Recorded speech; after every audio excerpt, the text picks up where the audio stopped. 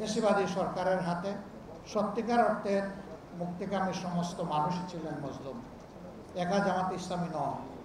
এদেশের আপামর ওলামায়ে কেরাম, বিভিন্ন রাজনৈতিক দলের সম্মানিত নেতাকর্মীবৃন্দ, সমর্থকবৃন্দ, এমনকি সাধারণ জনগণ আজকে যে ক্যামেরাগুলো জাতির সামনে এই বক্তব্যকে তুলে ধরার জন্য এখানে অংশগ্রহণ করছেন, তারাও ফ্যাসিবাদের থাবা থেকে মুক্ত ছিলেন না।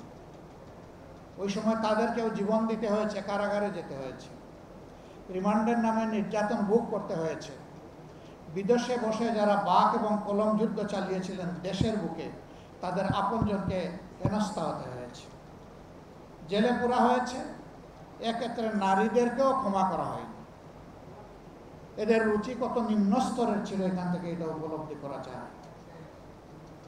সেই বন্দিদশা থেকে শ্বাসরুদ্ধকর অবস্থা থেকে যারা নিজেদের পবিত্র জীবনটা বিলিয়ে দিয়ে আমাদেরকে এমন একটি পরিবেশ করে দিল, আমি তাদের সকলের প্রতি হৃদয়ের ভিতর থেকে গভীর শ্রদ্ধা এবং আন্তরিক কৃতজ্ঞতা জ্ঞাপন করছি।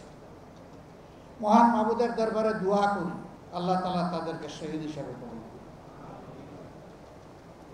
সম্মানিত ভাই ও বন্ধুগণ, দেশ আমাদের সকলের, যে কথাটা আমরা সবসময় বলে আসি, কিন্তু দেশের পাহারাদারি করার দায়িত্ব নির্বিশেষে সকল নাগরিকের। এই কাজ কিছু লোক করে, আবার কিছু লোক নাগরিকের শান্তি কেড়ে নেওয়ার জন্য অপকর্মে লিপ্ত হয়।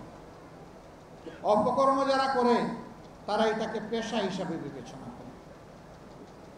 একসময় তারা অধিকারের মতো মনে করে, আর বাকি জনগণকে তারা তাদের প্রজা ভাবে, নিজেরা রাজা হয়ে বসে।